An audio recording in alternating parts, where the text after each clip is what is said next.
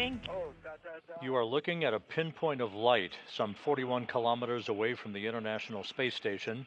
That is the Soyuz MS-26 spacecraft with NASA astronaut Don Pettit and Roscosmos cosmonauts Alexei Ovchinin and Ivan Wagner on board. Countdown clocks ticking backward to the deorbit firing of the Soyuz engine, a braking maneuver 26.5 minutes from now to begin the final leg of their journey home and the end to a 220-day mission aboard the International Outpost.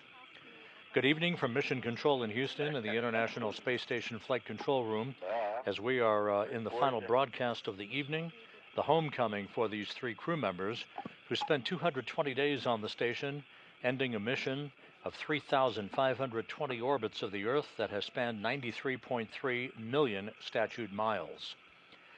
Landing on the steppe of Kazakhstan for Pettit, Ovchinin, and Wagner is scheduled at 8:20 and 44 seconds p.m. Central Time, which is 6:20 and 44 seconds a.m. Kazakhstan time on Sunday morning, April 20th, Easter Sunday, Don Pettit's 70th birthday. Everything has gone extremely well as we have proceeded down the deorbit checklists and all of the timelines that has set up the Soyuz MS-26 for the engine firing that is coming up now 25.5 minutes from now. That will be a 4-minute, 41-second braking maneuver to slow the Soyuz down by 128 meters per second, allowing it to drop out of orbit for its 54-minute ride back to the steppe of Kazakhstan, where the trio on board the Soyuz descent module will be greeted by the Rosaviatsa search and recovery forces, including the NASA embedded team that is going to be en route to the landing site a short time from now in a variety of Russian Mi-8 helicopters. Here in Mission Control, Flight Director Garrett Hahn is on orbit at this hour. He's joined on console by spacecraft communicator Luca Parmitano, a veteran of Soyuz missions to the International Space Station. They are working in concert with the flight control team at the Russian Mission Control Center in Korolyov on the outskirts of Moscow. You see a view from a balcony camera overlooking the large flight control room as they are in communications with the Soyuz crew, as they will be during the bulk of the descent back to the landing site. Communications will be handed off at some point to a fixed-wing Antonov 26 aircraft that will be flying around the perimeter of the landing site, relaying both voice communications and data back to the control center there in Korolyov for the Russian flight controllers to assess. We'll be going through all of the timeline activities here in a moment. First, a quick look at the departing crew that is just a little bit away from its deorbit burn and entry back into the Earth's atmosphere. Alexei Ovchinin, the veteran Soyuz commander, in the center seat of the descent module, flanked to his left by Ivan Wagner and to his right by NASA flight engineer Don Pettit. Pettit will have logged 220 days in space at the time of his landing, a total of 590 days in space on his 4 space flights. Alexei Ovchinin, with 220 days in space on this mission, will have totaled 595 days in space on his 4 flights, and Ivan Wagner, completing his 2nd space flight to the International Space Station, will have totaled 416 days in space on his pair of excursions to the International Outpost.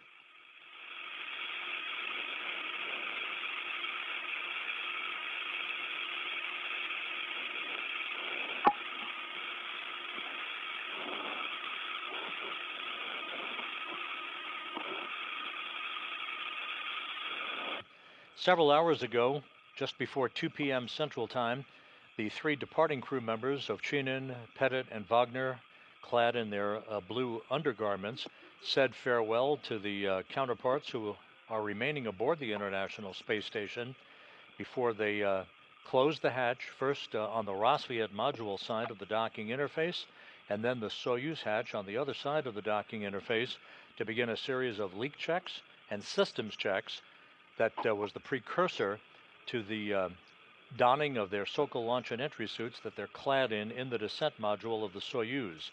You see on the right side of your screen Japan Aerospace Exploration Agency astronaut Takuya Onishi, who took over command of the International Space Station on Friday from Alexei Ovchinin. Onishi will remain commander of the station until his return to Earth with the Crew 10 crew later this year.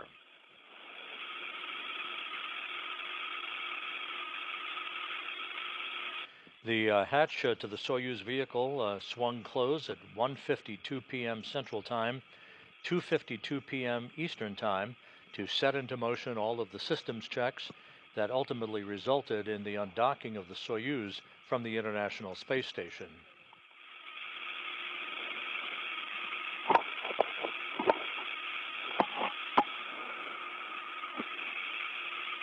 With all of those systems checks having been completed, the hooks to the Soyuz that held it in place to the Rassvet module opened, and at 4:57 and 37 seconds p.m. Central Time, 5:57 and 37 seconds p.m. Eastern Time, the Soyuz pushed away from the Rassvet module, with physical separation occurring as the station and Soyuz flew 260 miles over southern Mongolia. There were a couple of separation burns that increased the velocity for the Soyuz's departure from the vicinity of the International Space Station, putting it now some 41 kilometers away from the station for the deorbit burn that is scheduled to occur just over 20 minutes from now.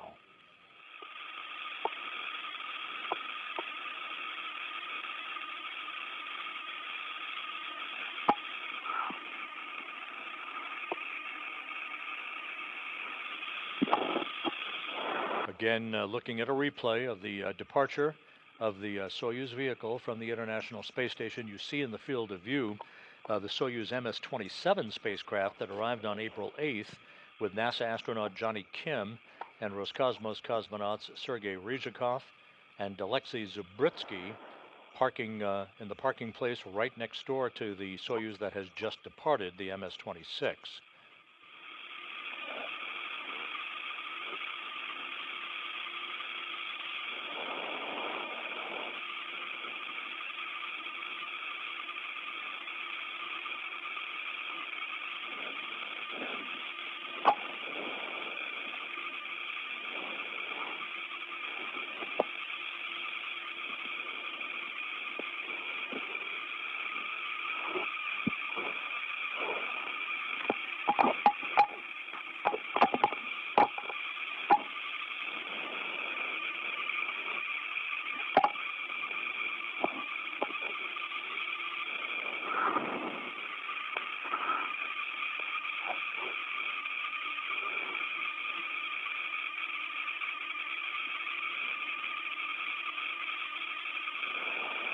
Upcoming in about 18.5 minutes, the deorbit burn, again a 4-minute, 41-second retrograde firing of the Soyuz engine to allow it to drop out of orbit for its descent back into the atmosphere.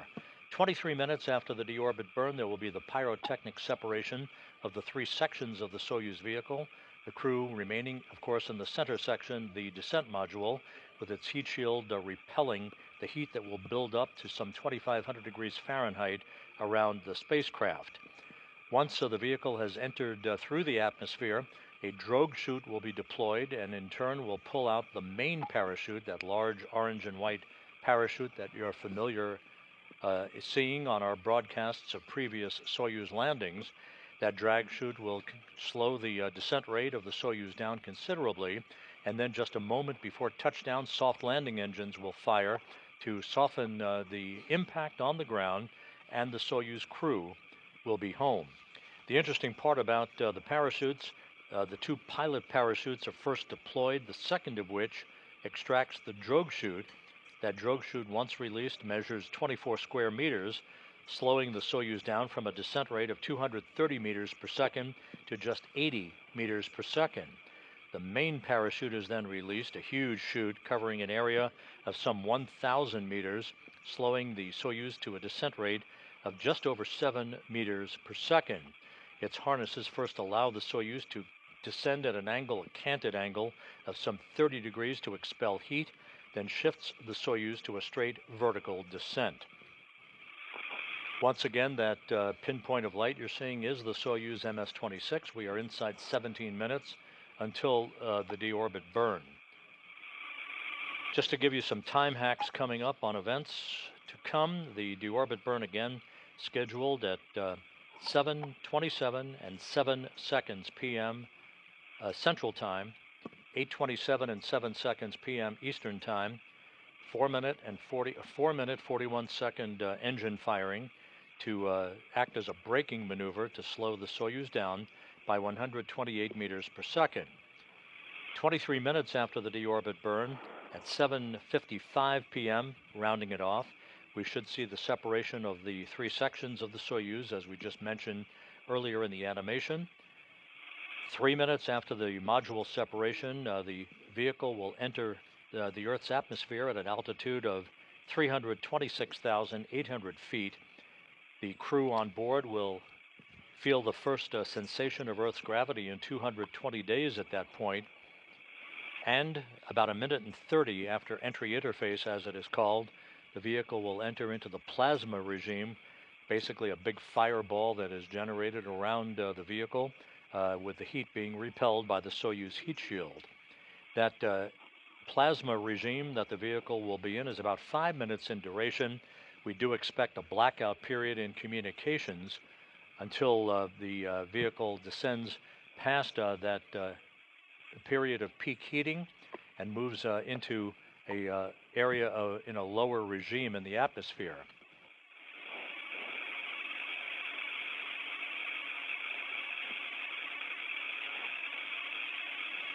Once the vehicle exits the plasma regime, we should see maximum G loads building up on the crew, some 4 to 5 Gs, at an altitude of 21 miles above the Earth.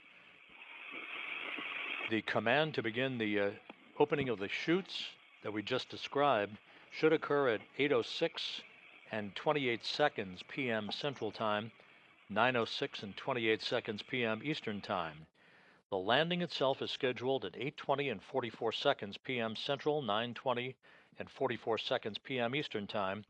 That will be 6:20 and 44 seconds a.m. at the landing site in Kazakhstan, some 91 miles to the southeast of the town of jsc2025m000111.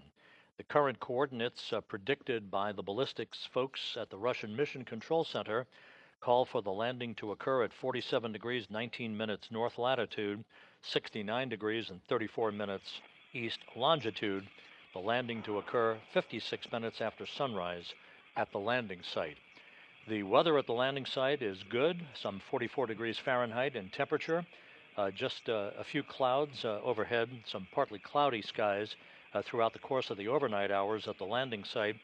Hopefully we will have good visibility as the Soyuz descends under its main parachute.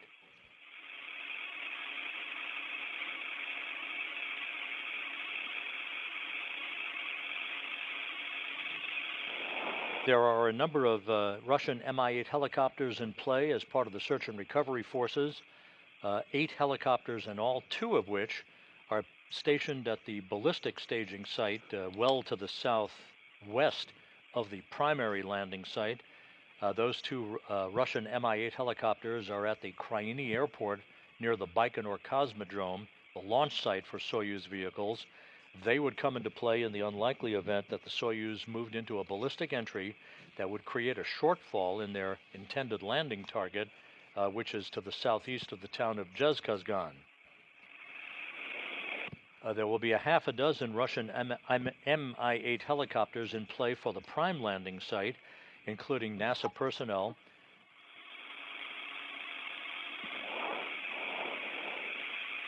Those personnel took off from Karaganda earlier tonight. They are either en route to the landing site or have landed at the interim staging city of jsc2025m and will be taking off at the time of the deorbit burn, which is about 12.5 minutes from now.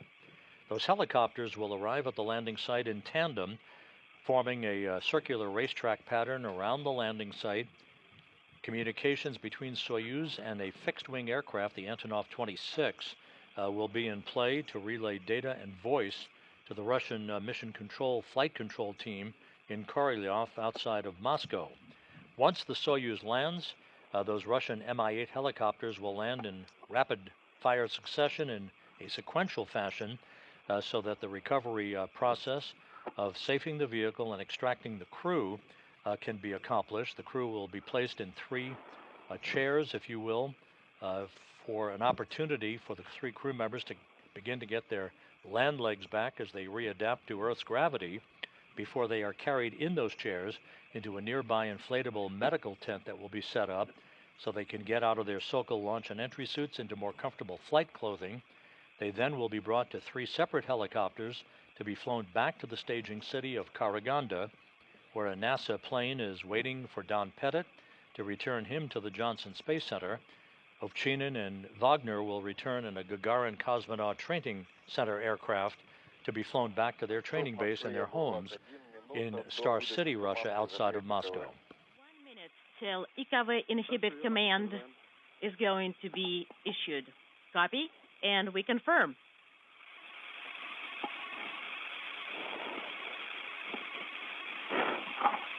Once the deorbit burn begins, you will hear Alexei Ovchinin, the Soyuz commander, who is in the center seat of the Soyuz, flanked to his left by Wagner, to his right by Pettit. Ovchinin will be calling out the delta velocity, or the change in velocity, all the way up to 128 meters per second, and the reduction in chamber pressure in the Soyuz engine as it expends fuel for the braking maneuver of 4 minutes and 41 seconds in duration to slow the Soyuz down and allow it to drop out of orbit.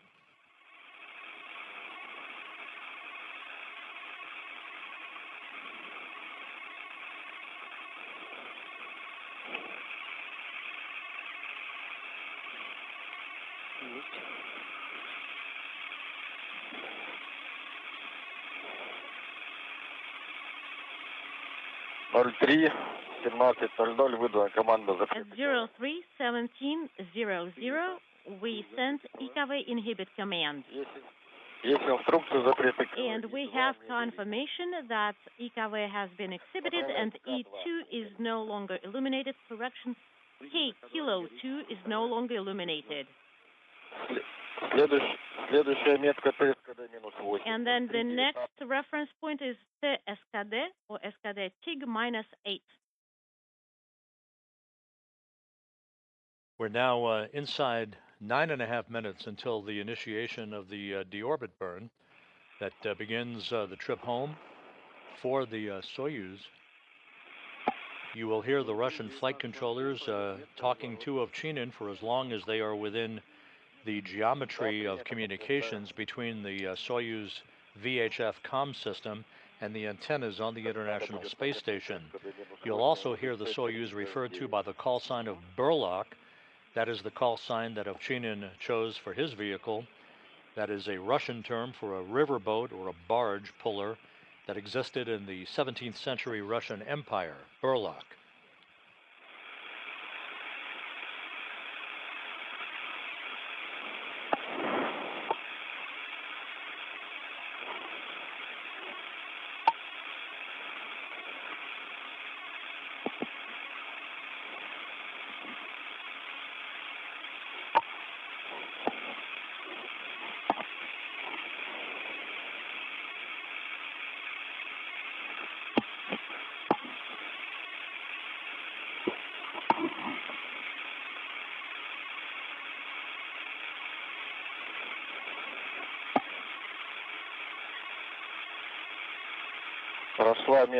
All right. SKD TIG -8 is here. C3S9 needs to be issued, and we started the maneuver. S9, we don't need it. It's off already.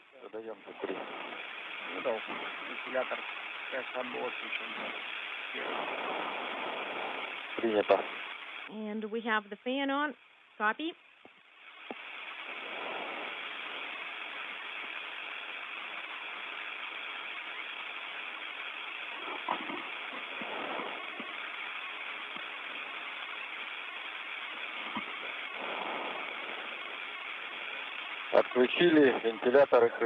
All right, BO fans are off, and we are standing by for TIG -1 minute.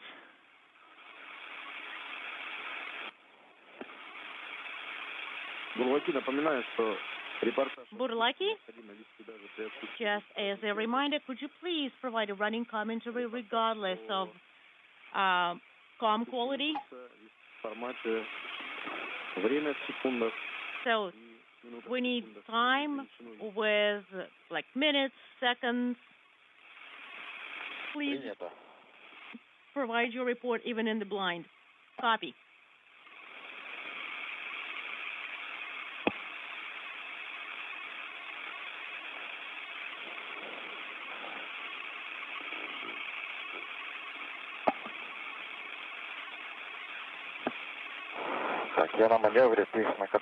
All right, I'm on the maneuver display. Monitoring. Copy.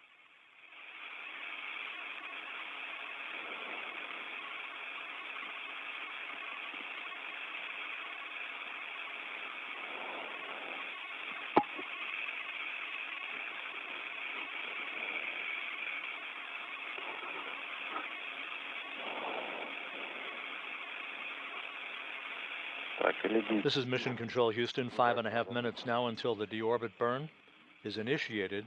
Again, this is a 4-minute, 41-second retrograde firing of the Soyuz engine to slow the vehicle down and enable it to drop out of orbit.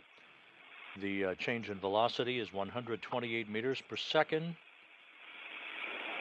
Once the deorbit burn is complete, the upper section of the Soyuz, known as the orbital module, that's the bulbous upper section of the 3-section Soyuz vehicle, it will be depressurized 10 seconds after the completion of the deorbit burn, setting the stage for its separation pyrotechnically that will occur some 23 minutes after the completion of the deorbit burn.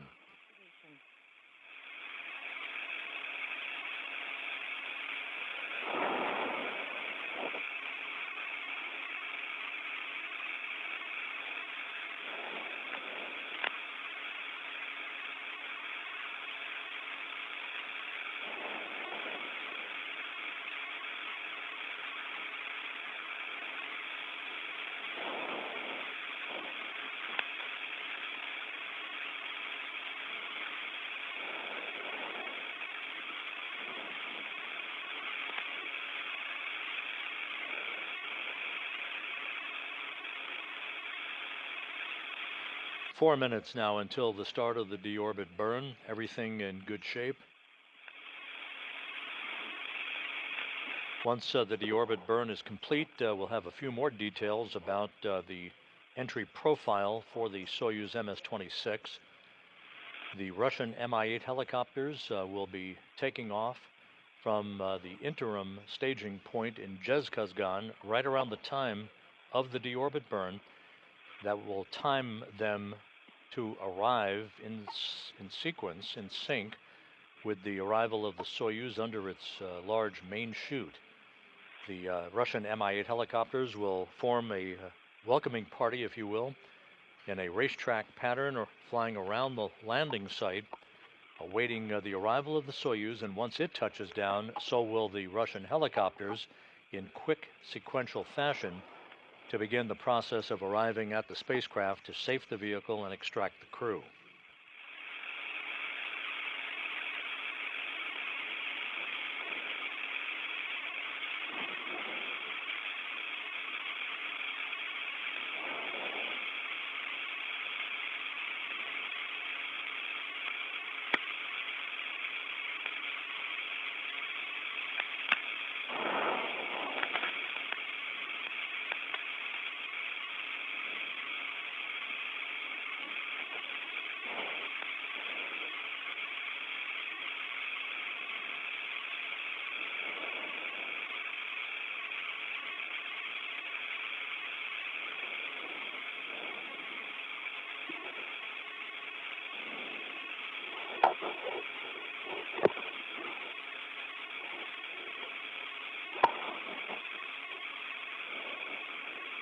This is Mission Control Houston. Again, you're looking at a view from a balcony camera overlooking the Russian Mission Control Center in Korolyov outside Moscow.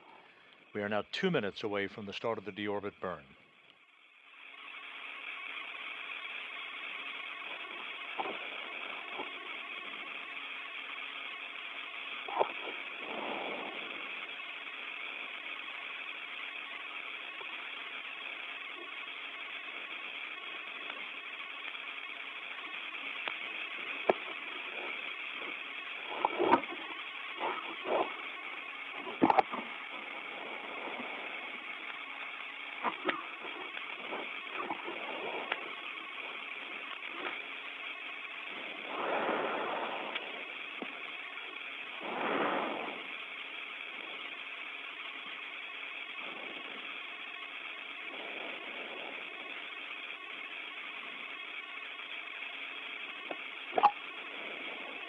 Now approaching 1 minute until the start of the deorbit burn.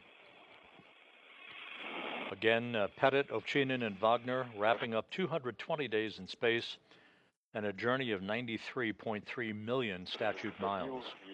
All right, we have views, we have stabilization. Copy.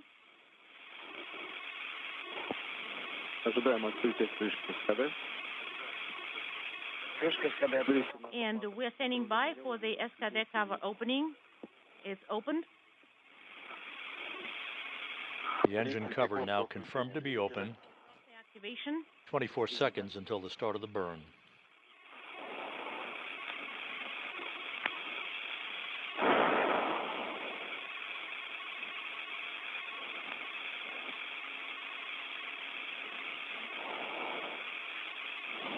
Что, поехали домой. Off we go home. Yep. Есть включение СКД 03. Deorbit burn now in progress. Activation confirmed. Once again, a 4-minute, 41-second retrograde maneuver. The burn is underway. Copy.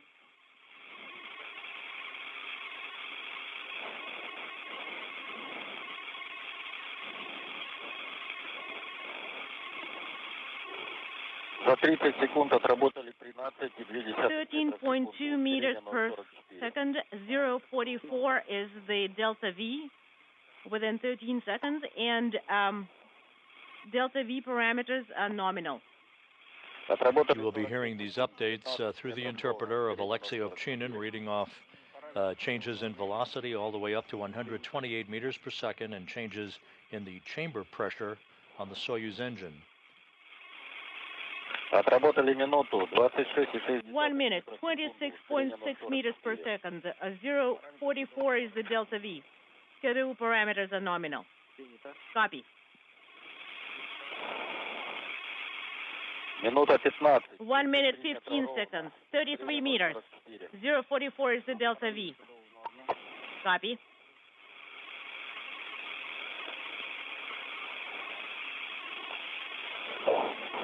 Отработали минуту 30. 1 minute 30, 39.8, and 0.44 is the delta V. Schedule parameters are nominal.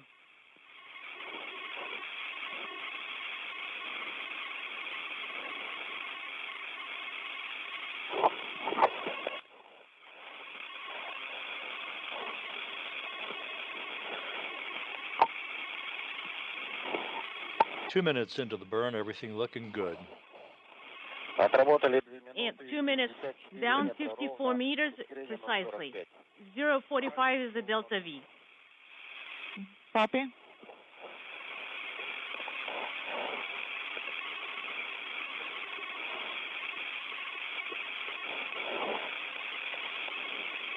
Halfway through the burn, everything looking very good.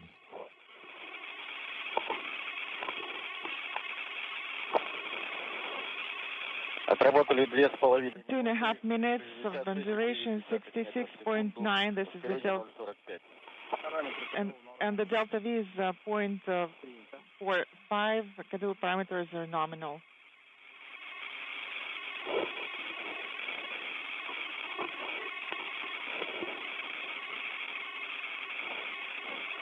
Coming up on 3 minutes into the burn, all parameters looking very good.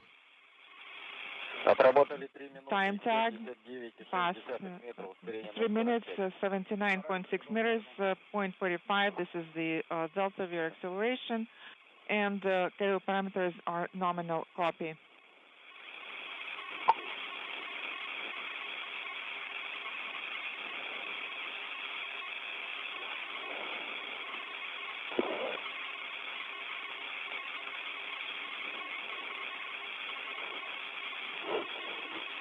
Отработали 3 минуты 90. 3 minutes of faster firing, 94.6 meters per second, and the schedule parameters are nominal. 1 minute of deorbit burn time left. All the parameters looking very good according to the Russian flight controllers in Korolyov.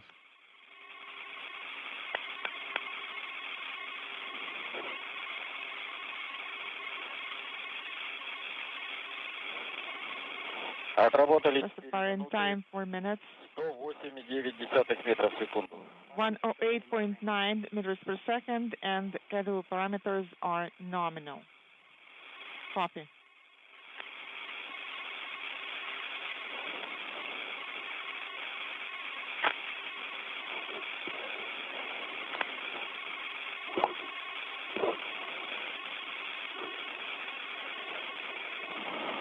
Standing by now for engine shutdown. Duration is 4.5 minutes, 1 to 1.1 meters per second, and we are standing by for the main command in 37 seconds. The command has been executed. The command and thermal sensors are activated. The separation is confirmed. Copy. And we have the completion of the deorbit burn with a perfect change in velocity of 128 meters per second. Don Pettit, Alexei Ovchinin, Ivan Wagner on the way home. Confirmed. Switching to the display. Inaudible. Copy.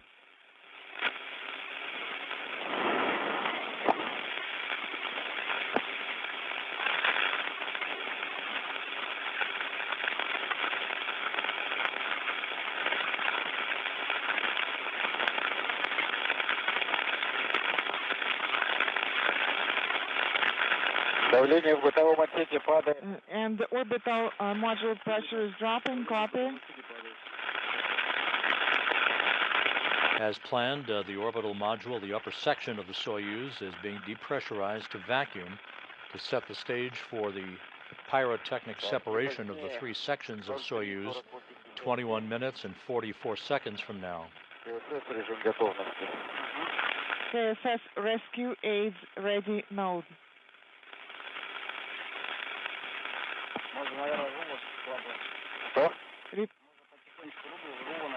Please repeat your last. I think we can stow the RHC. We can start stowing it. So with the successful completion of the deorbit burn, next up is the separation of those three sections of the Soyuz, the upper section being the orbital module. The lower section is the instrumentation and propulsion module. The crew is strapped into their seats in the center section called the descent module, which is the only surviving section of the three-section Soyuz. Alexei Ovchinin, the Soyuz commander, strapped into the center seat, flanked to his left by Ivan Wagner and Don Pettit to his right.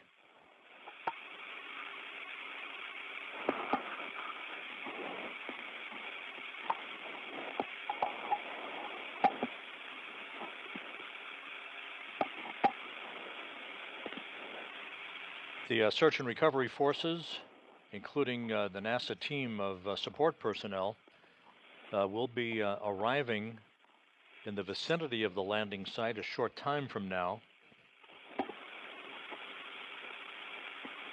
We're about 46 minutes away from our expected touchdown of Soyuz MS-26 at a point 91 miles to the southeast of the remote village of jsc2025m000111.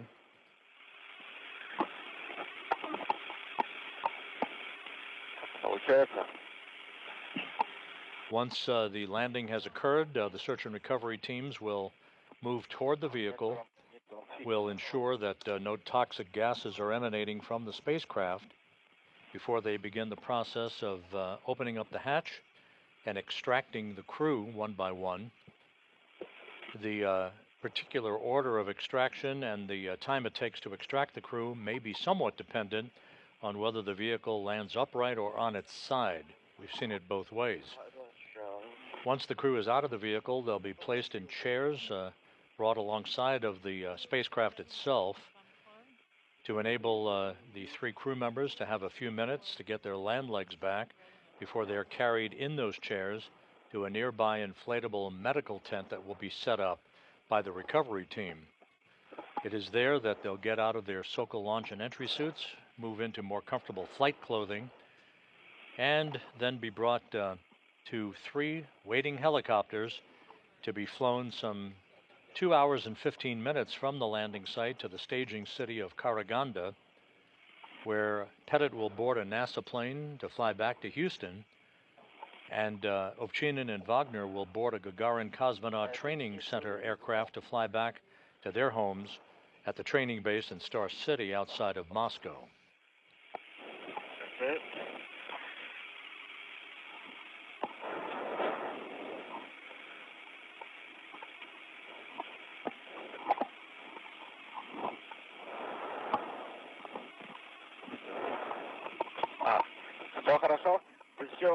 Is it good? Are you doing well? Yes, I'm doing really well. Excellent.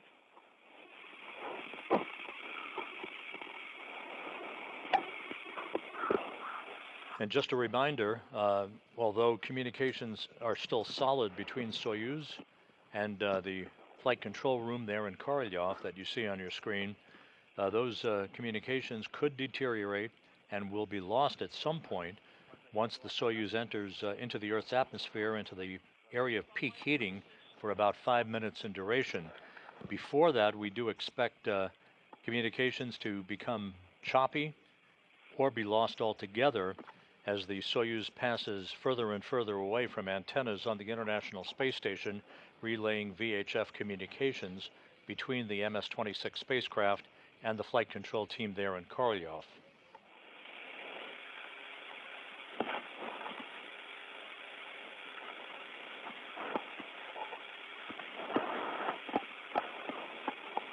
Some 17 minutes now until our expected module separation.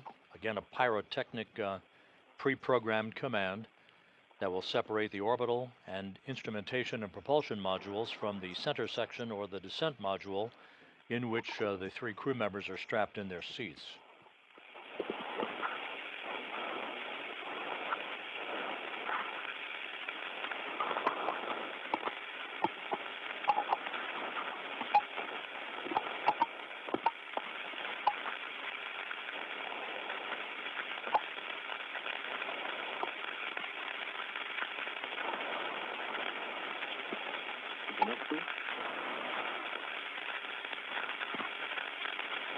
Lucky Moscow.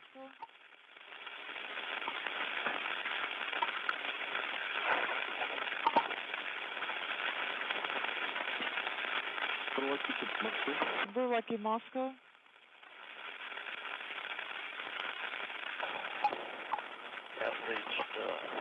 Excellent.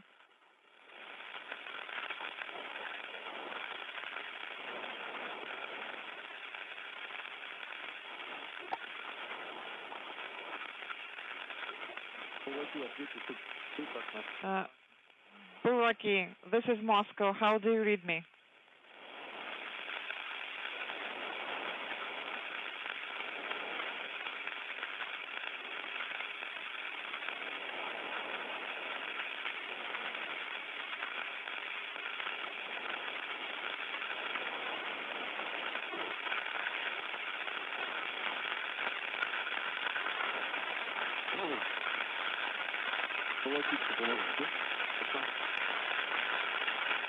The Soyuz is about 100 kilometers away from the International Space Station, as we are about at the fringe of guaranteed voice communications between the spacecraft and the station.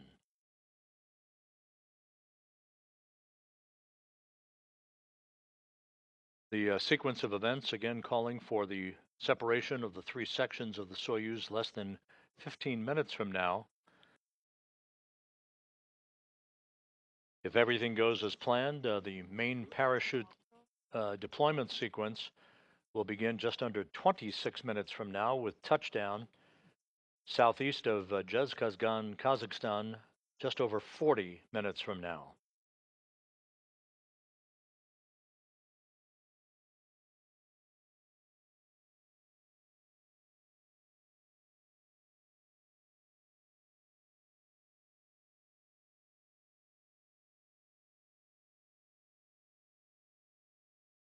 This blackout period is typical and is to be expected. The next guaranteed communications of any solid sort will be after the Soyuz leaves the regime of peak heating, or the exit from plasma, as it is called, when communications are then relayed between the Soyuz and the Antonov fixed-wing aircraft that serves as a flying relay station, if you will, around the landing site to relay data and voice back to the Russian flight control team there in Korolyov. There could be bits and pieces of choppy communications between now and then, so we'll be standing by for further updates as we approach the 13-minute mark until the module separation command is given for the pyrotechnic separation of the three sections of the Soyuz MS-26. Burlaki, Moscow, how do you read me?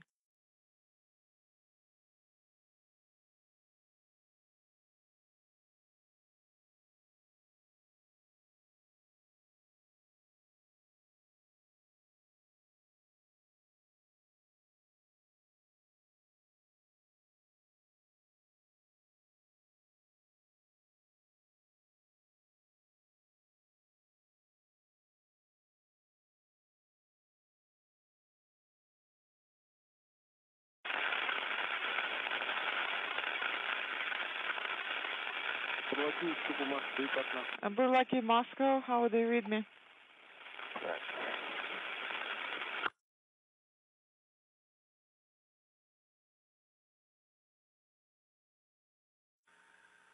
Бурлаки, как принимаете землю? Burlaki, how do you read Moscow? Moscow, you're coming in with interference, and how us? We have you loud and clear, Burlaki.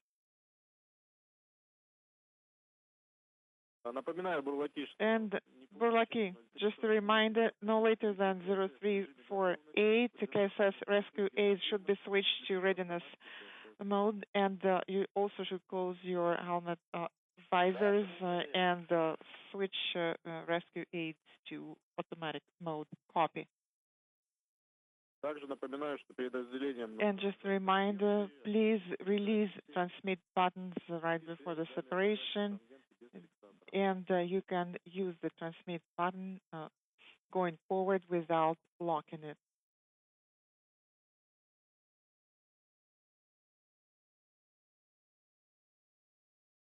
How copy, Burlaki?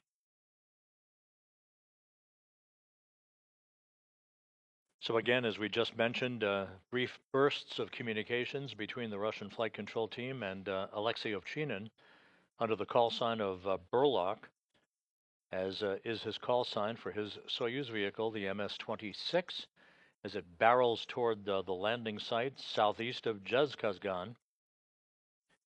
The module separation command expected about 10.5 minutes from now.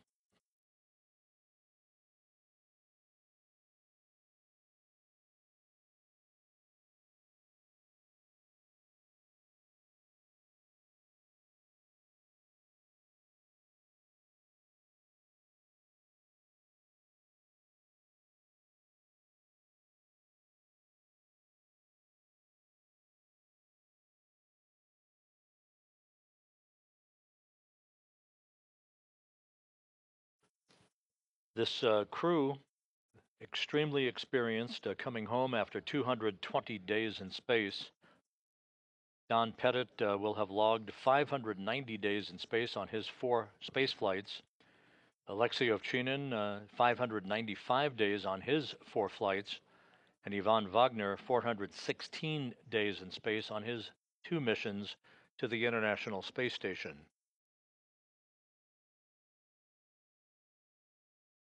The 7 crew members, now comprising Expedition 73, are into a sleep period. Aboard the complex, from left to right, Kirill Peskov, Johnny Kim, Nicole Ayers, Sergei Ryzhikov, Anne McLean, Alexei Zabritsky, and the new station commander, Takoya Onishi, of the Japan Aerospace Exploration Agency. McLean and Ayers, earlier in the day on Saturday, were busy in the Quest airlock of the International Space Station, continuing preparations for a spacewalk that they have planned on May 1st. We will be providing a briefing to preview that spacewalk this coming Thursday at 2 p.m. Eastern Time.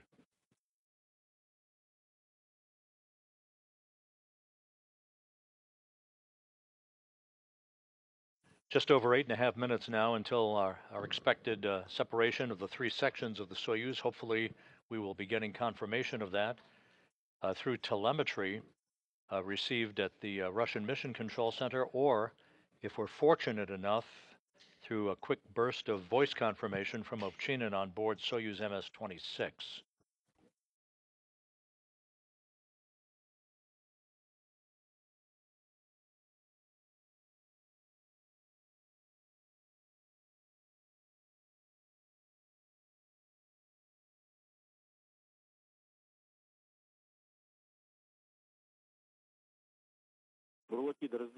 Burlaki, 8 minutes remaining to separation.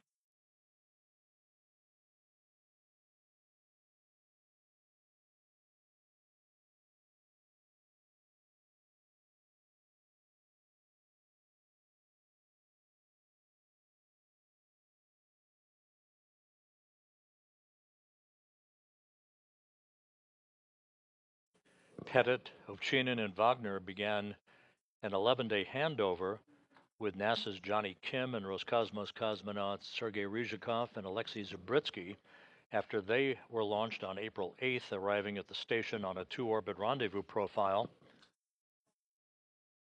This is very typical and maintains a continuous human presence aboard the International Space Station that will approach a quarter-century 25-year milestone on November 2nd of this year.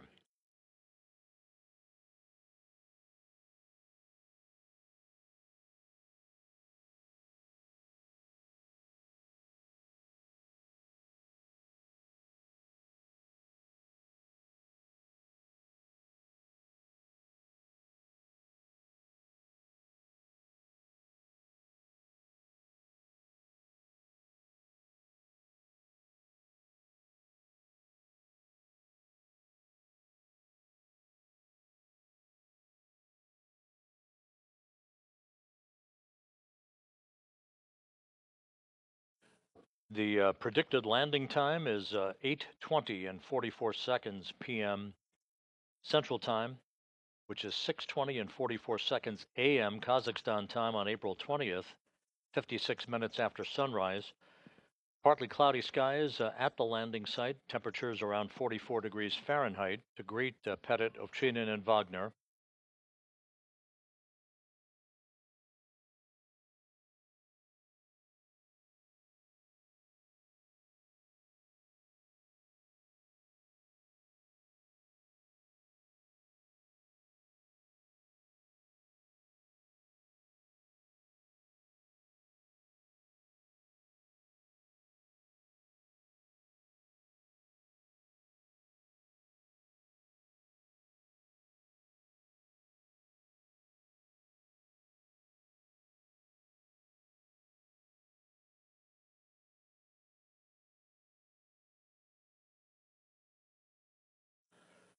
Coming up on 5 minutes until module separation.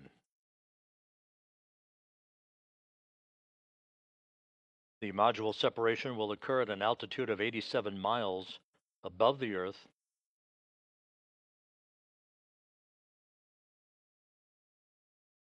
Three minutes after module separation, we should move into the upper reaches of the Earth's atmosphere at 326,800 feet, where G-forces will begin building up on the three crew members who have been devoid of gravity for the past 220 days.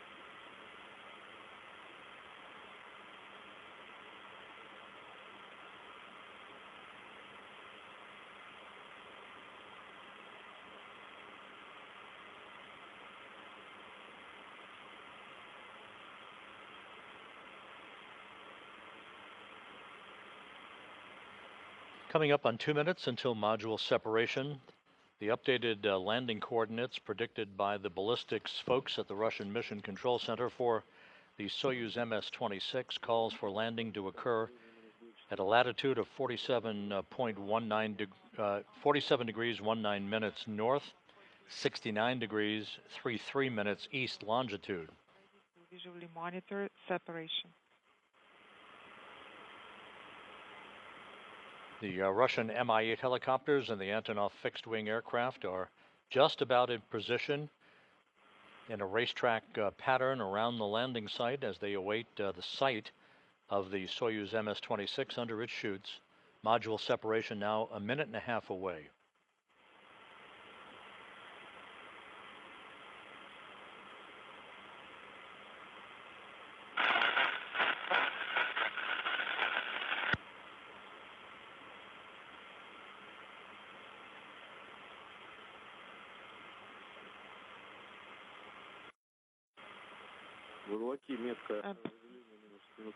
Burlaki minus 1 minute and 14 seconds to separation.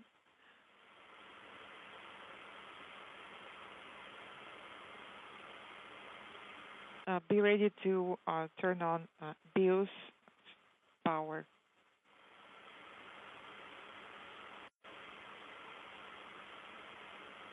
Just about 40 seconds away from expected separation of the 3 sections of the Soyuz vehicle.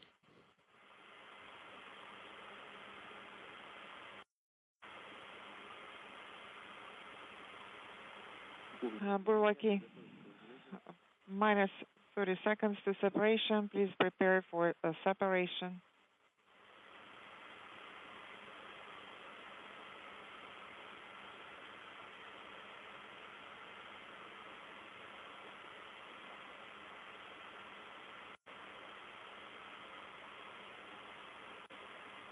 All quiet here in the flight control room at Mission Control in Houston, standing by.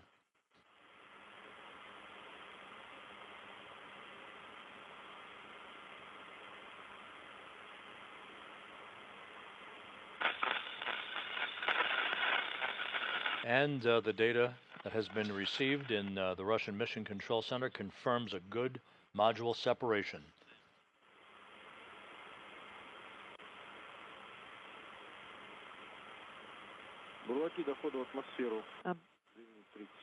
Burlaki, 2 minutes 30 seconds remain to re-entry.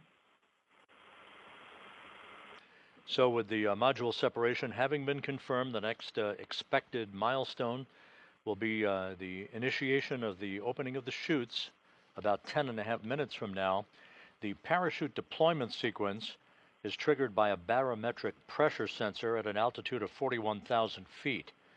At this point, the main parachute cover is jettisoned by pyros and springs. That pulls out 2 extraction chutes, which in turn pulls out the drogue chute. That in turn pulls out the main chute. This whole process takes about 20 seconds to occur. Then, at an altitude of 21,000 feet, a barometric pressure sensor starts a timer that triggers most of the remaining events in the landing sequence. At an altitude of just 18,000 feet, the commands are issued to jettison the heat shield, inhibit the entry thrusters, and to open valves to vent all the hydrogen peroxide fuel for the entry thrusters and the oxygen in the life support system tank. If we have video of the Soyuz under the chutes at that point, the white vapor you will see is normal. That's a combination of hydrogen peroxide and oxygen venting into the air. The purpose of this is to safe the vehicle for landing. The recovery teams do not want hazardous gases to remain in those tanks when the soft landing thrusters work and the vehicle impacts the ground. This way, the ground support team can approach the vehicle immediately and know that they have a safe vehicle that they are continuing the recovery process for.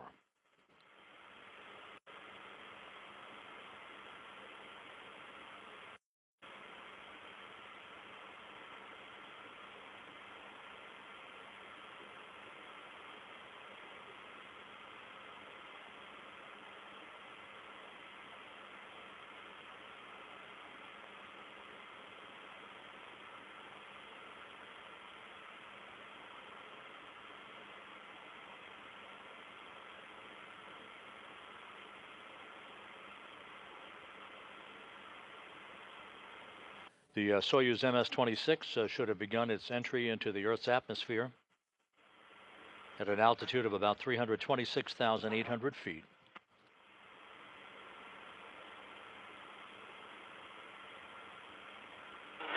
In about 2 minutes, peak heating will begin around the vehicle at an altitude of some 50 miles above the Earth. Temperatures around the Soyuz expected to build to some 2,500 degrees Fahrenheit.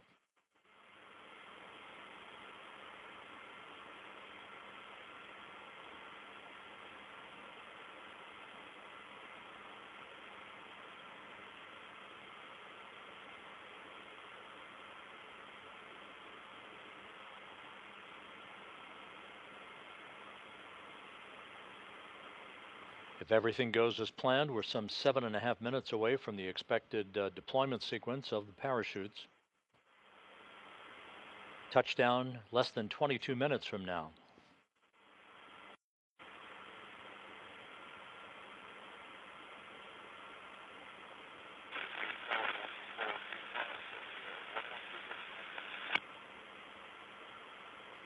"20 seconds away from peak heating on the vehicle."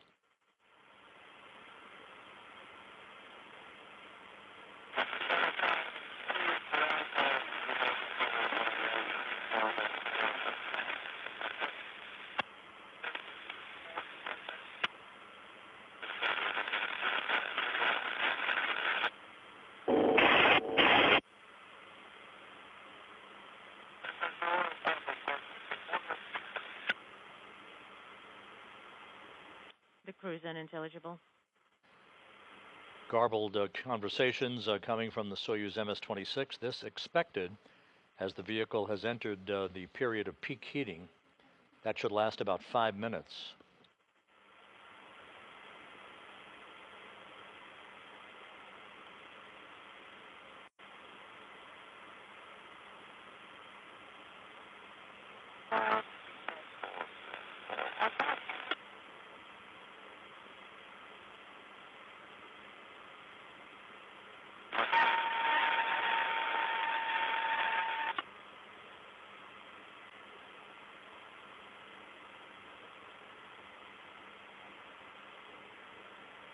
Inside 6 minutes until the expected deployment of the Soyuz chutes. 20 minutes until touchdown.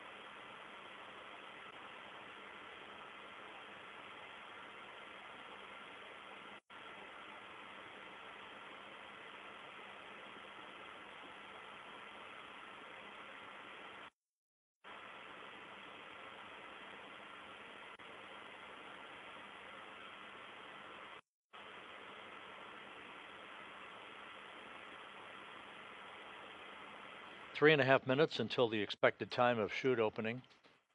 Everything continues to go by the timeline, by the book, for the Soyuz MS-26. 18 minutes until touchdown.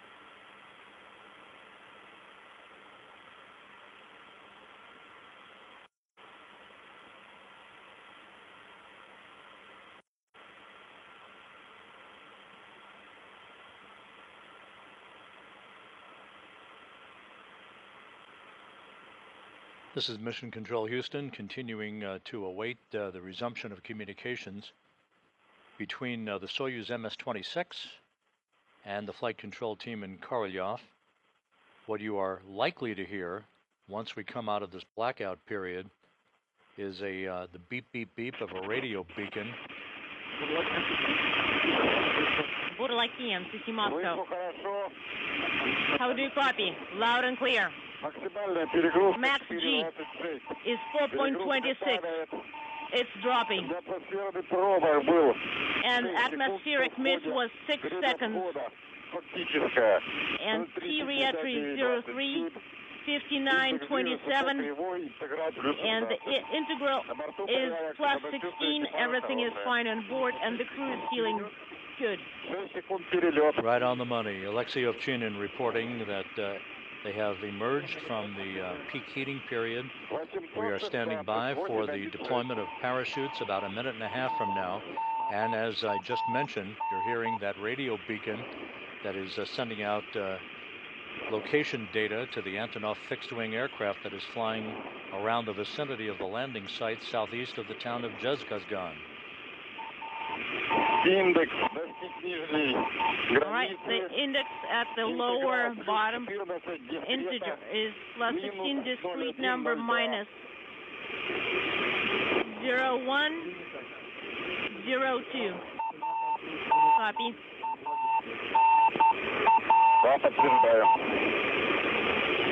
Affirmative.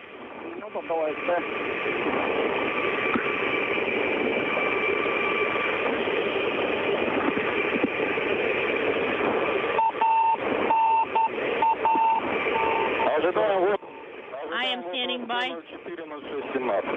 at 040617. I am standing by for OSP priming.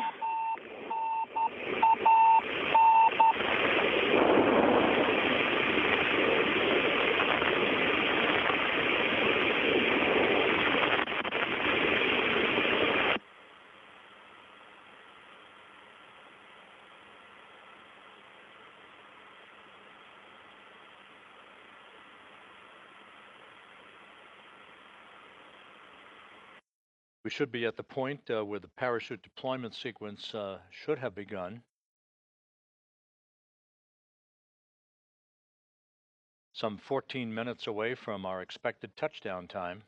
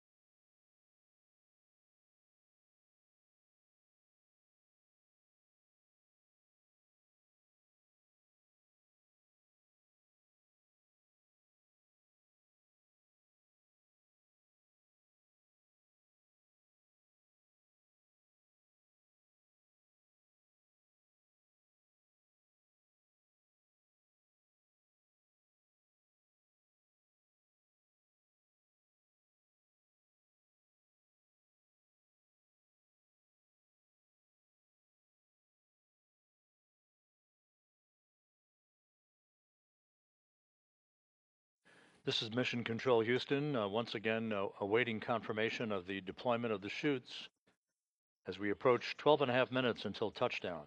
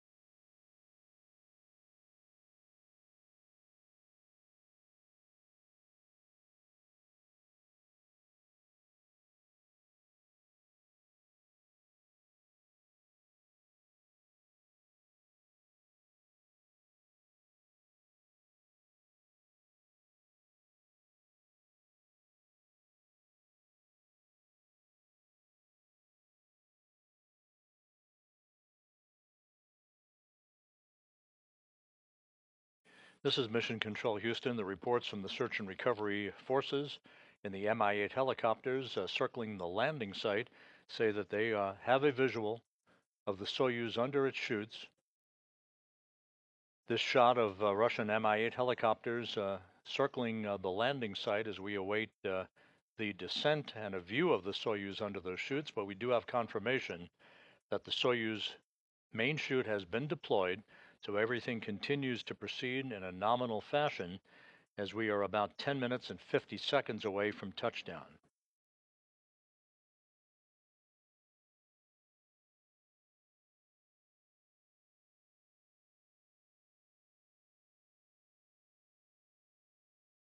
As you could see from that brief view at the landing site, the skies are mostly cloudy, so it's possible that we will not have a view of the Soyuz under the chutes for as long a period of time as we are accustomed to. But as soon as we do get usable video, we will certainly punch it out. We're just over 10 minutes away from landing as Don Pettit, Alexei Ovchinin, and Ivan Wagner are just moments away from wrapping up their 220-day, 93.3 million mile mission. Once again, this view courtesy of Roscosmos, showing Russian Mi-8 helicopters circling the vicinity of the landing site. That view is intermittent at this point until we have a solid view of the Soyuz under its chutes.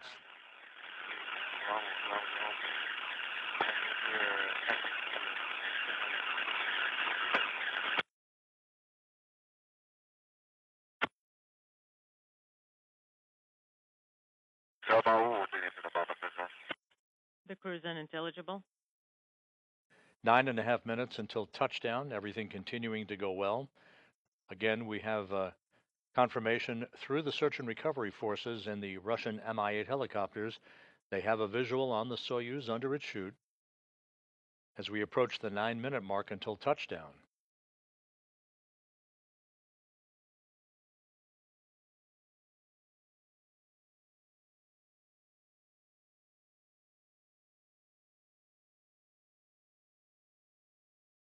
And now we have more video from the landing site. As you can see, the skies are somewhat overcast. This is 91 miles to the southeast of the remote town of jsc2025m000111.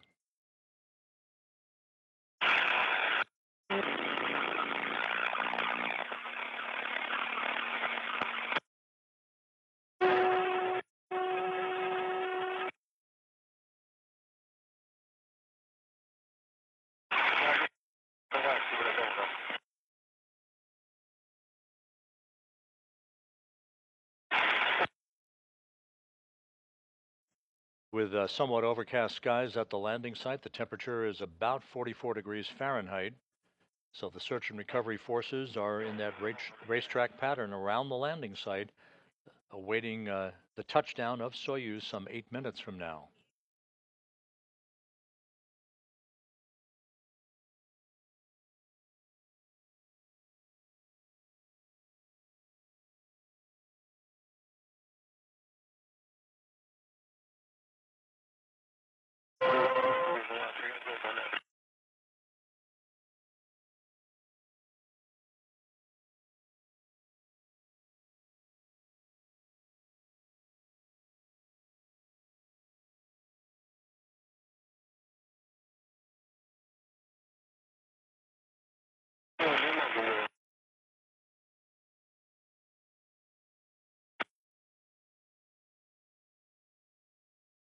This is Mission Control Houston. Once again, all of the landing sequence events for the Soyuz MS-26 and its 3 crew members have unfolded in trip hammer fashion, everything going very well.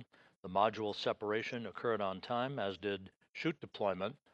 The chutes are confirmed to have been deployed by the search and recovery forces.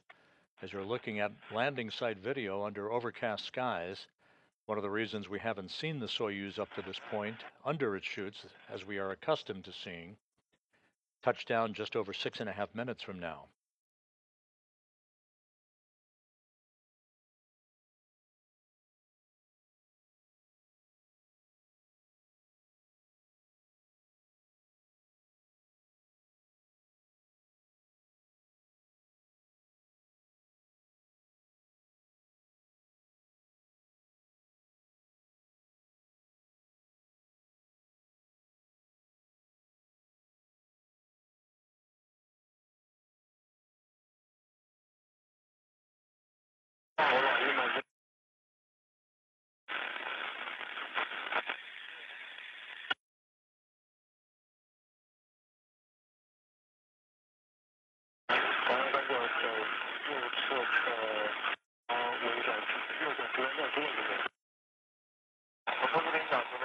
All right, the altitude is 700.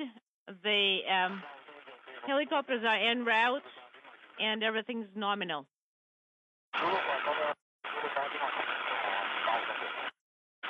And that report indicating the altitude of the Soyuz continuing its descent on time under its main parachute.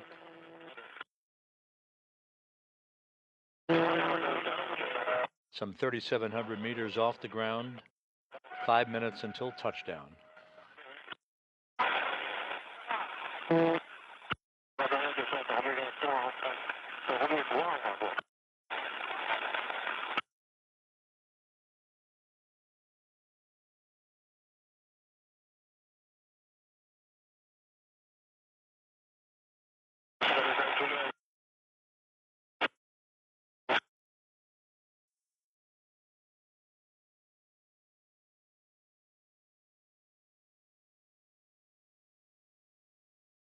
Again, a view from Roscosmos at the landing site, still awaiting a visual on the Soyuz. The Russian Mi-8 helicopters did confirm a visual of the Soyuz descending normally under its main parachute. That was at altitude, but because it's overcast on this Sunday morning in Kazakhstan, on Don Pettit's 70th birthday, this view as we await a visual on the Soyuz prior to touchdown.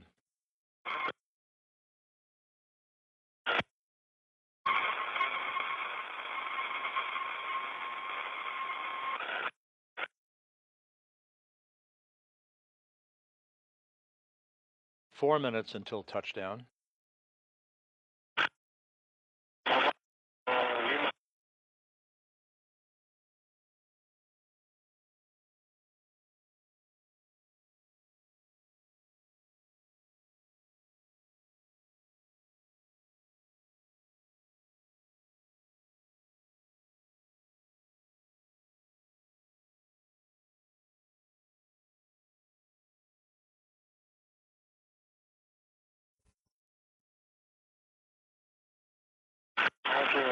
It's 100, copy.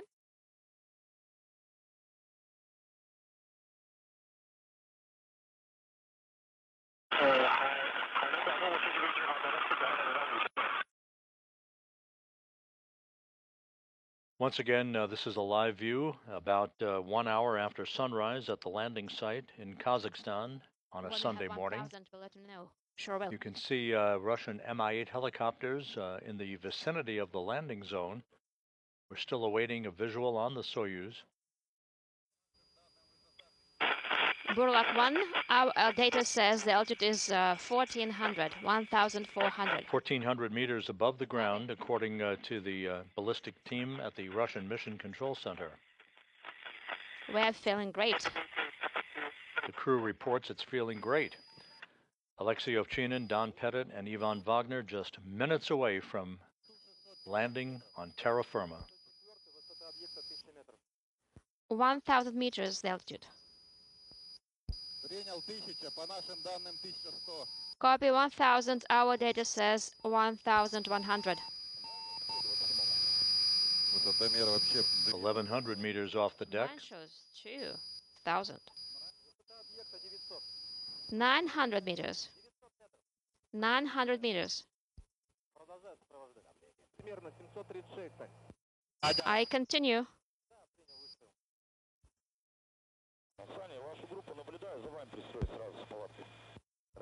I can see you. I follow you.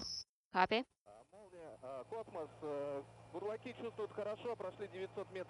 The Burlaks are feeling great and they've just passed the milestone of 900. About a minute and a half until touchdown. The Soyuz descending through 900 meters. 600. Copy.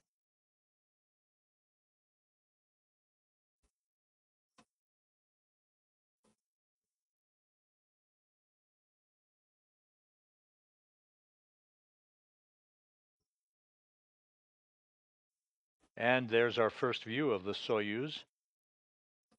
Just about a minute until touchdown. Everything looking good.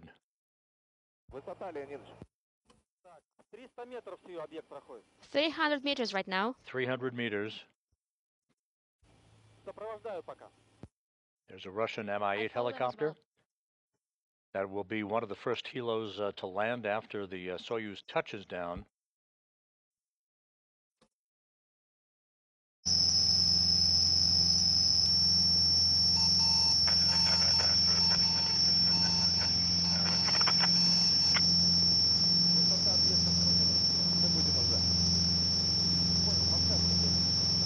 Just a moment or two before touchdown, the soft landing thrusters will fire to further reduce the impact. Standing by for touchdown. And touchdown. Soyuz MS-26 is home at 8:20 p.m. Central Time, 6:20 a.m. Kazakhstan time on Sunday morning. Don Pettit ends his 7-month mission on his 70th birthday.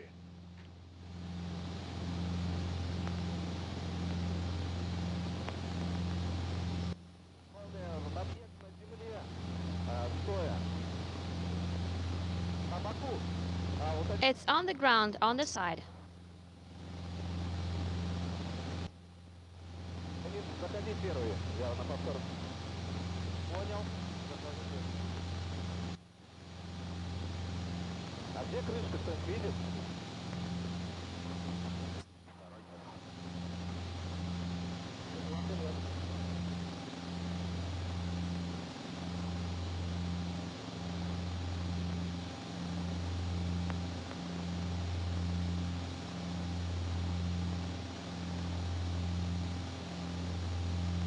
This is Mission Control Houston. The Russian Mi-8 helicopters that you see flying over the landing site of the Soyuz will now begin to land in a rapid fire sequential fashion. And the television truck that's providing the video that you're looking at will begin to move toward the vehicle.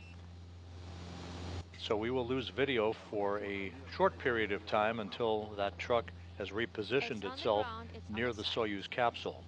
Once again, landing occurring at 8:20 p.m. Central Time, 6:20 a.m. Kazakhstan time on Easter Sunday. Pettit, Ovchinin, and Wagner are back on Earth after 220 days in space and a mission of 93.3 million statute miles.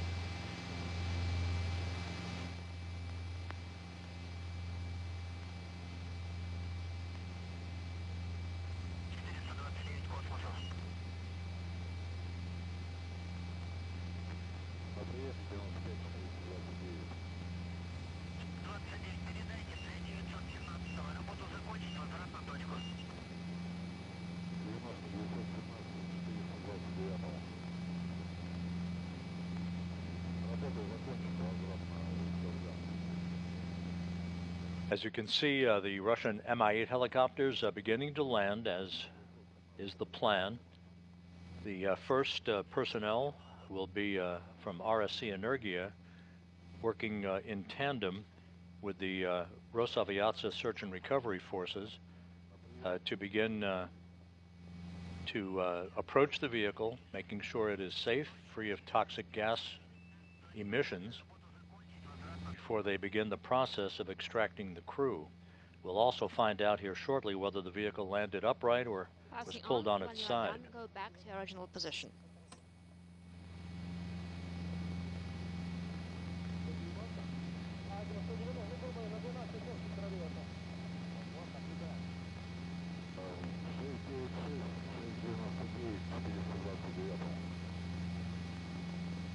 So the record books now reflect Don Pettit having accrued 590 days in space on 4 space flights, Alexei Ovchinin 595 days in space, and Ivan Wagner 416 days.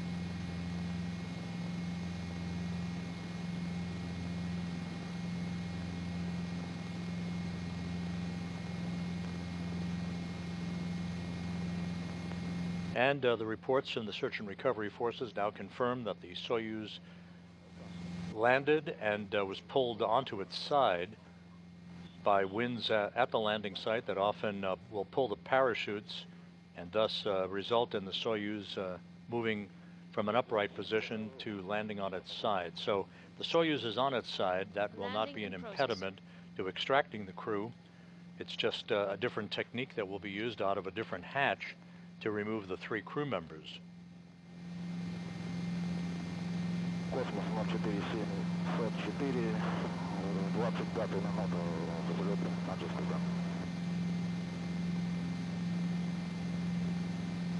Надо заправку.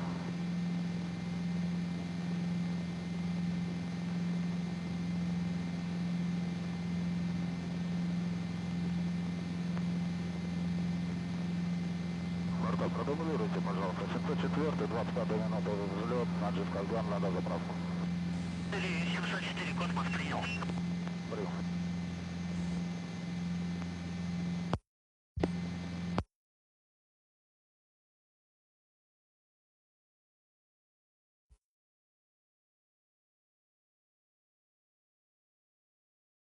Выключился. Первый выключил.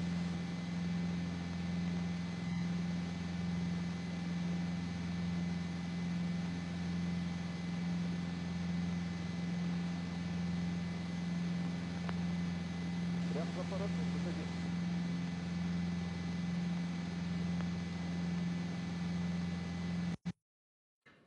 This is Mission Control Houston. Once again, you're looking at the front screen at the Russian Mission Control Center in Korolyov outside Moscow, and the graphic on their center screen with the words, Jest Posadka, they've landed, as they did at 8:20 p.m. Central Time, 9:20 p.m. Eastern Time, 6:20 a.m. Kazakhstan time on Sunday morning on Don Pettit's 70th birthday.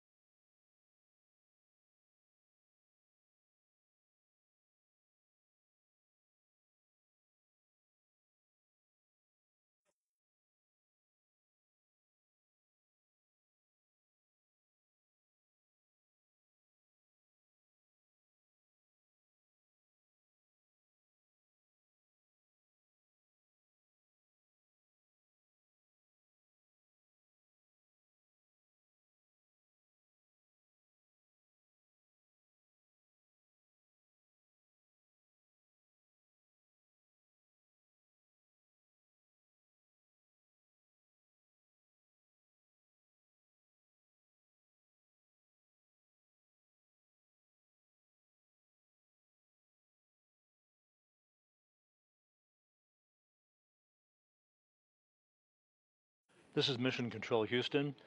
As we mentioned a moment or two ago, the video from the landing site deconfigured for the moment while the television truck belonging to the search and recovery forces moves toward the capsule.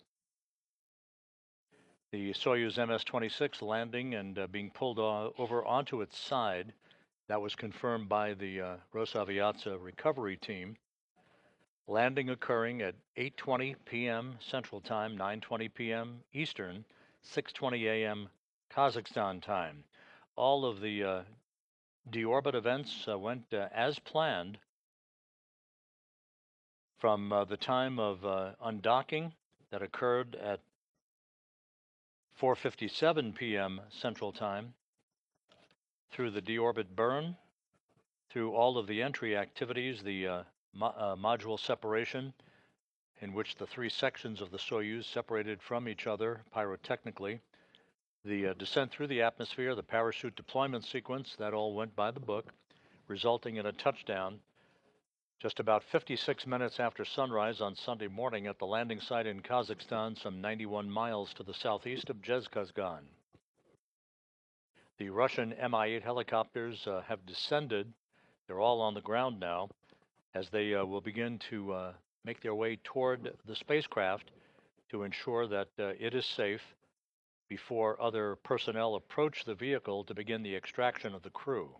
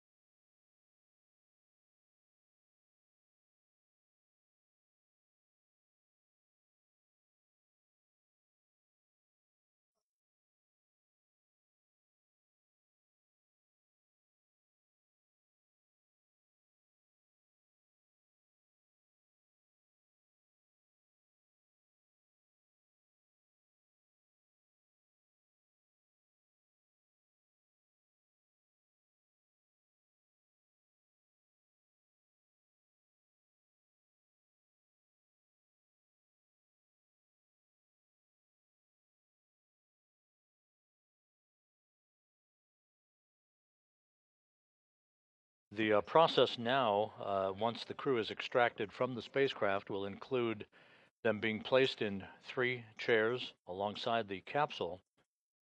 They'll have a few moments to begin to reacquire their equilibrium following 220 days of weightlessness.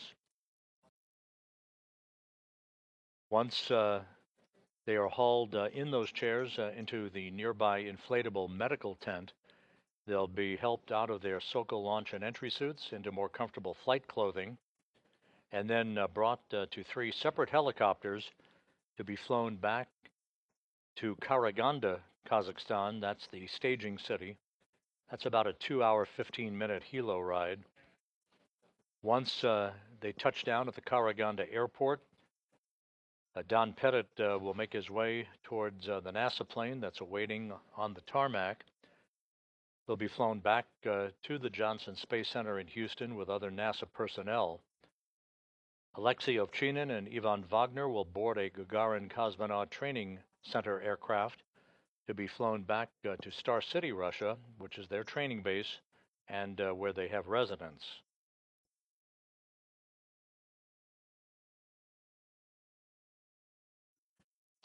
While the Soyuz MS-26 mission has come to a conclusion, work on board the International Space Station is continuing at a very rapid pace.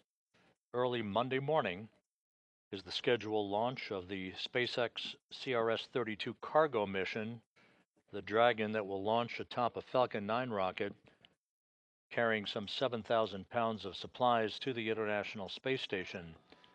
NASA Plus coverage is scheduled to begin at 3:55 a.m. Eastern Time on Monday morning in the wee hours for a launch at 4:15 a.m. Eastern Time.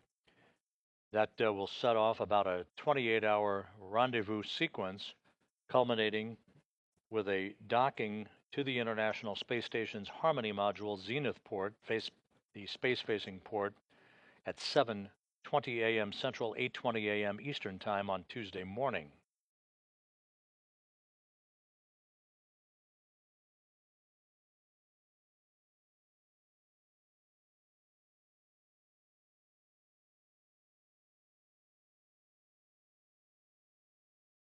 Once again, a view from the field in Kazakhstan of the Russian Mi-8 helicopters that have landed in a circular pattern around the Soyuz MS-26 spacecraft.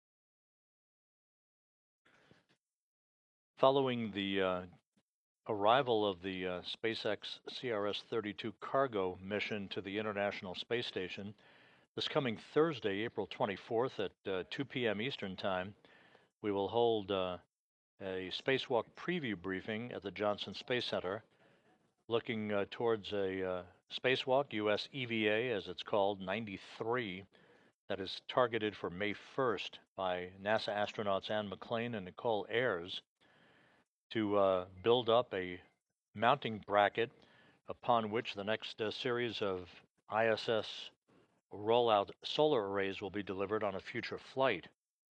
They will also move a communications antenna to a different location on the space station to provide more favorable visiting vehicle communications for upcoming missions that will include the launch of the Japanese H2 transfer vehicle, its new version called the HTV-X.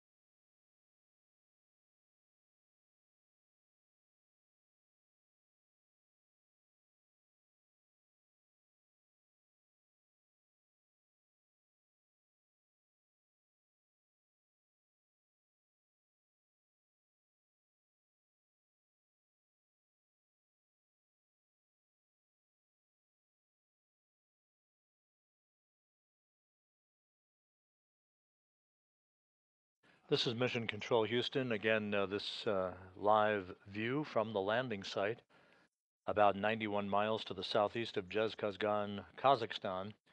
You can see on the right side of your screen, amidst the Russian Mi-8 helicopters that have all landed now in the vicinity of the Soyuz MS-26 spacecraft, you see that orange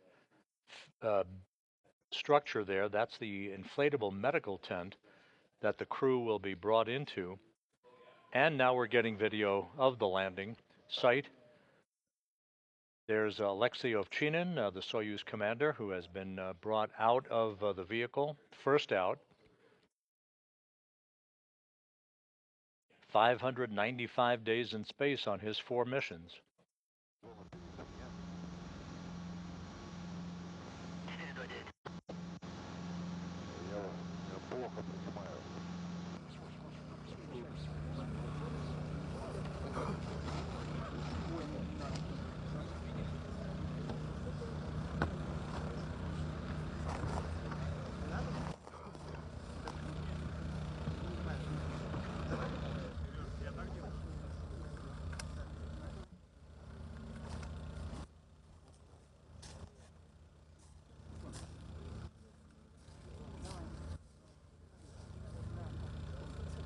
Once again, a look at Alexei Ovchinin, the veteran cosmonaut, Soyuz commander. He was the station commander up until Friday for Expedition 72 before handing over that task to Takoya Onishi, the Japan Aerospace Exploration Agency astronaut. There's a view of Bill Ingalls, the NASA chief photographer, who's right at the hatchway of the Soyuz vehicle.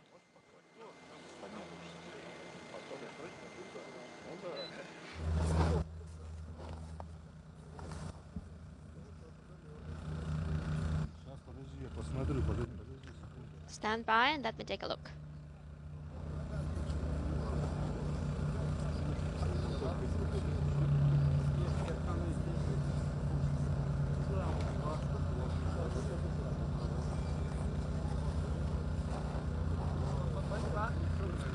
Сейчас проверь, есть шум.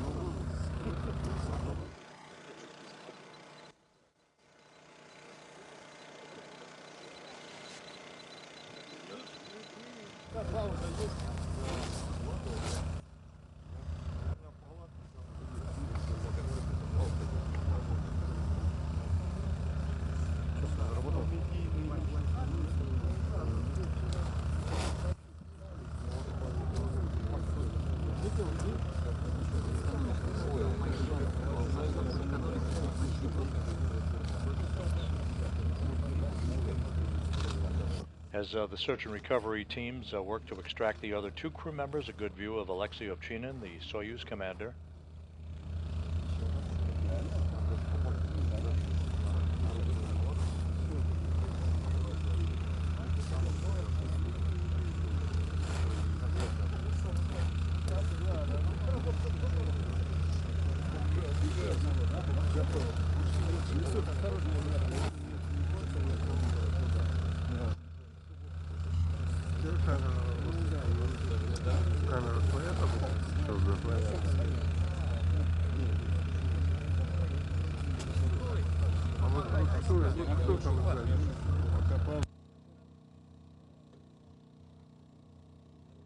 As mentioned earlier, touchdown occurring at 8:20 p.m. Central Time, 9:20 p.m. Eastern Time.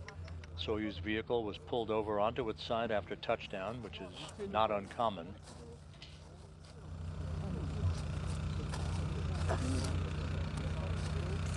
Чуть-чуть ближе удочку. Slightly closer, please. Наверное, золотое.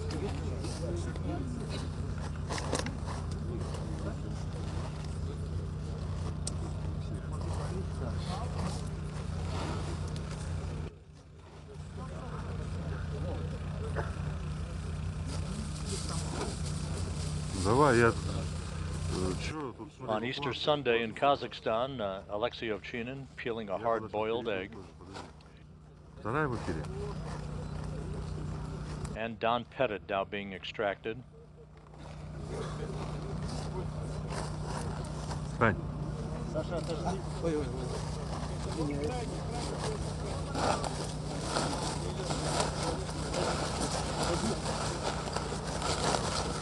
Снимайте его.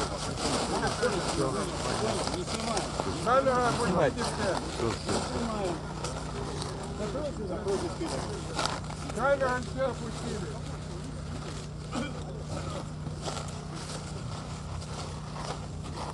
Вы слышите, что камеру опустили?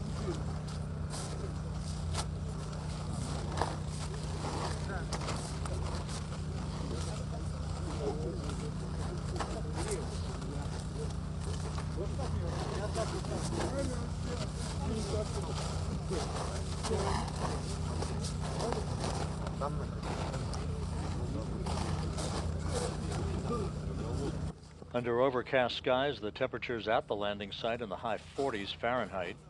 Alexei Ovchinin eating a hard-boiled egg presented to him by the search and recovery forces.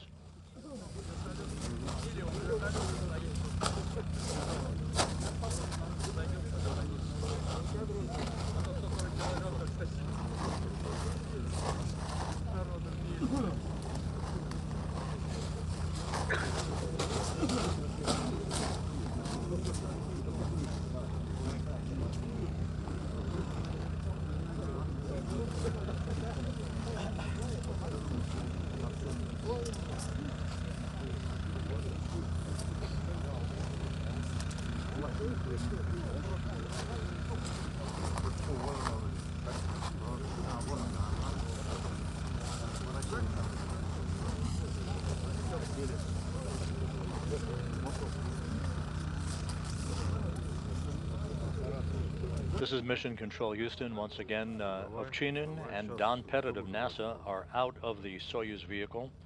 Ivan Wagner is the last that is in the process of being extracted.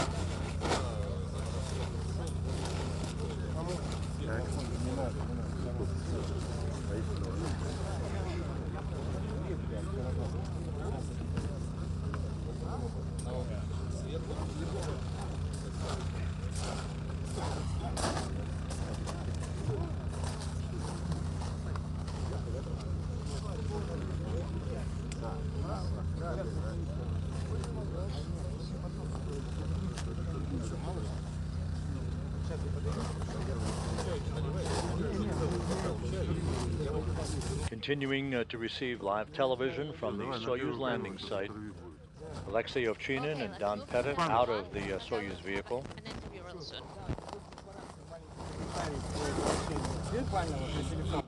Ivan Wagner in the process of being extracted. Lower, please.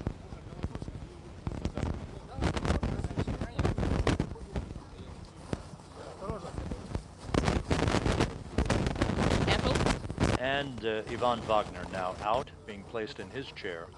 All three crew members out of the Soyuz.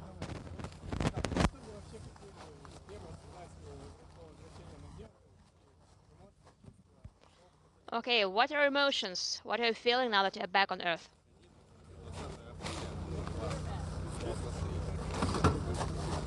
It's Easter, the 20th of April, inaudible.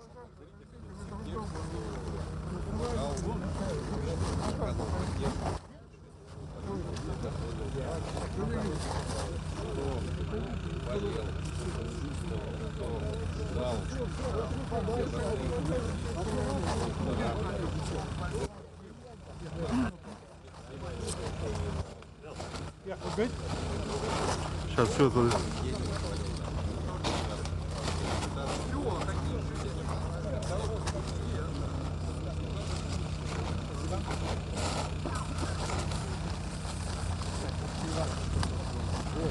Давай. Отойди в сторону, Move to the side, please. Назад. And back.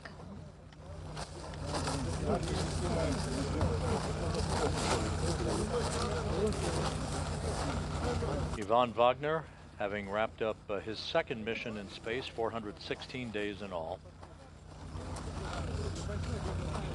Степаныч, немножко в сторону уйдите. To the side. Ушел.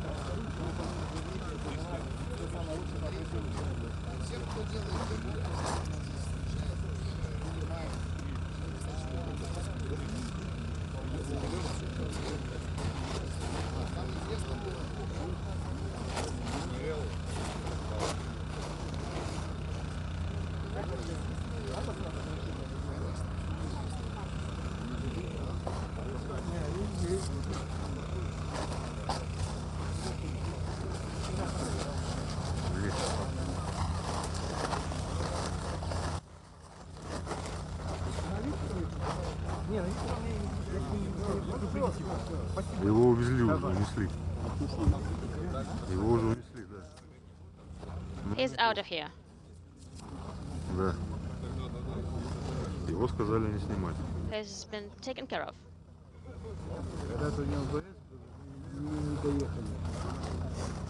Еще.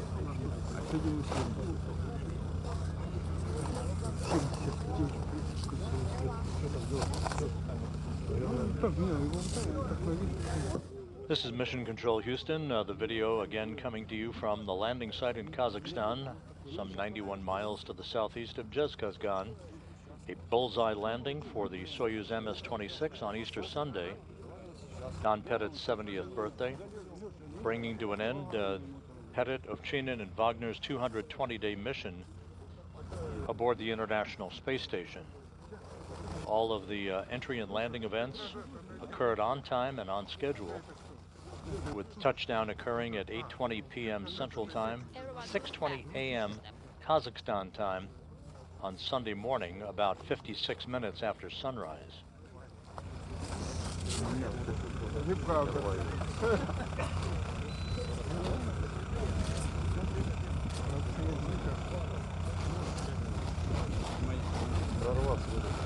Алексей Николаевич, похожий. Лёш.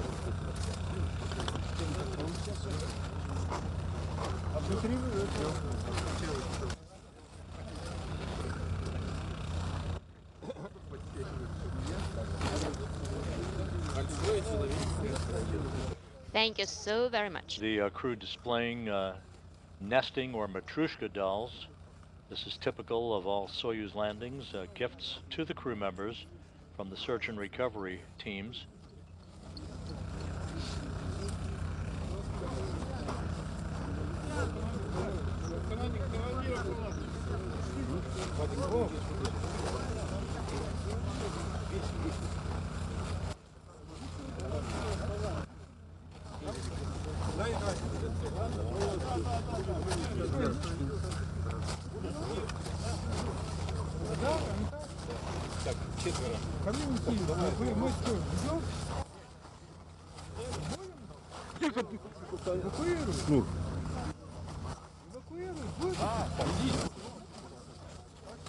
And first to be carried toward the medical tent is the Soyuz commander, Alexei Ovchinin.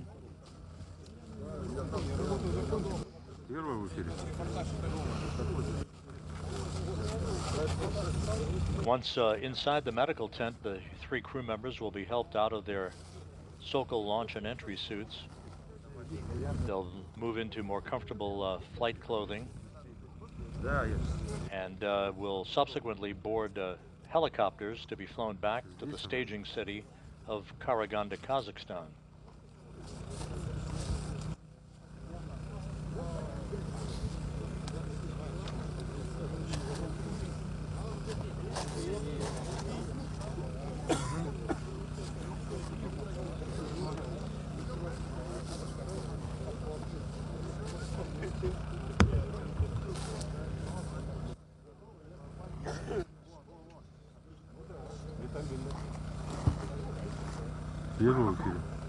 One is live. Ivan Wagner taking a few sips of hot tea.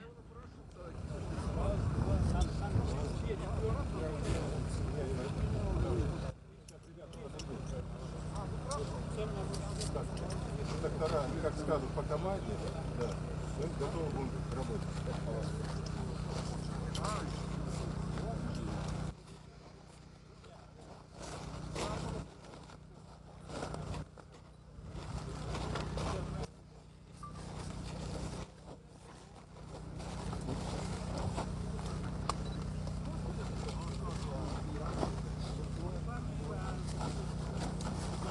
Вова. Ты сейчас будешь сопровождать его?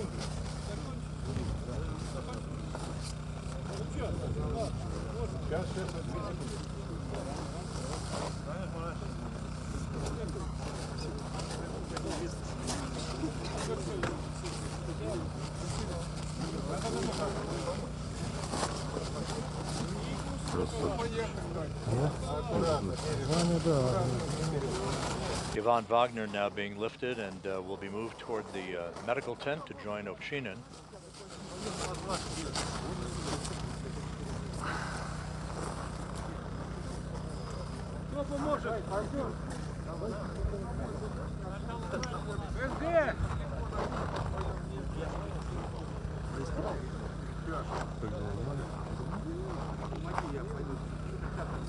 Мы же не американцы. Ну да. Сейчас. Что, убираете вы? Да, конечно. Все это. Wrapping up? Oh, yeah.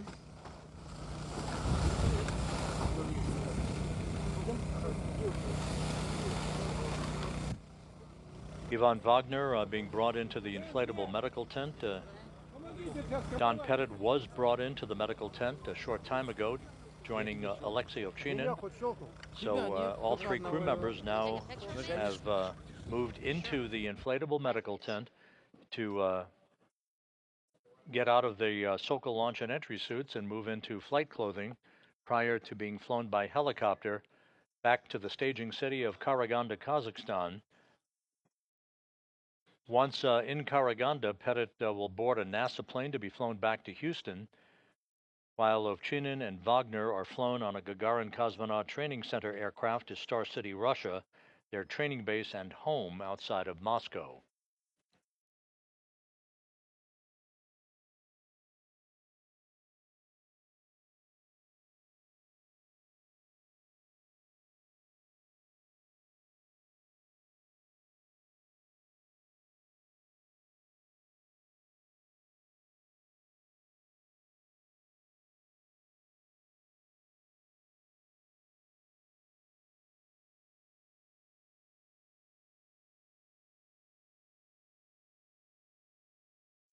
This is Mission Control Houston, a view here inside the International Space Station Flight Control Room at the Johnson Space Center at Mission Control. The mission of Soyuz MS-26 has come to an end with the on-time successful landing of Don Pettit, Alexei Ovchinin, and Yvonne Wagner, all three crew members extracted from Soyuz, all three crew members inside the medical tent at the landing site, landing occurring at 8:20 p.m. Central Time, 6:20 a.m. Kazakhstan time on Sunday morning, wrapping up a 220-day mission that spanned 93.3 million statute miles. With the three crew members out of Soyuz and in the medical tent, they'll be flown back by helicopter a short time from now to the staging city of Karaganda, Kazakhstan, where they will split up. Don Pettit moving into a NASA plane to be flown back to Houston, while Ovchinin and Wagner are flown back to their training base in the Gagarin Cosmonaut Training Center aircraft to Star City, Russia. So that will wrap up our coverage for today. All of the events from hatch closure to undocking to the deorbit burn, all of the entry events having concluded successfully, bringing home Pettit, Ovchinin, and Wagner, and bringing to an end their 220-day mission in space and aboard the International Space Station. So with that, we will now look forward to the next activity on the station, that being the launch in the wee hours Monday morning of the SpaceX CRS-32 cargo craft atop a Falcon 9 rocket, scheduled for launch at 4:15 a.m. Eastern Time on Monday morning. NASA Plus coverage to begin at 3:55 a.m. Eastern Time. That will begin about a 28-hour rendezvous toward the station, with docking scheduled on Tuesday, April 22nd, with our rendezvous and docking coverage to begin at 6:45 a.m. Eastern Time, culminating with a docking to the Harmony module of the International Space Station at 8:20 a.m. Eastern Time. So with that, we'll conclude our coverage for the day. Thank you for joining us throughout the course of the day. Soyuz MS-26 and its 3 crew members safely back on Earth. This is Mission Control Houston.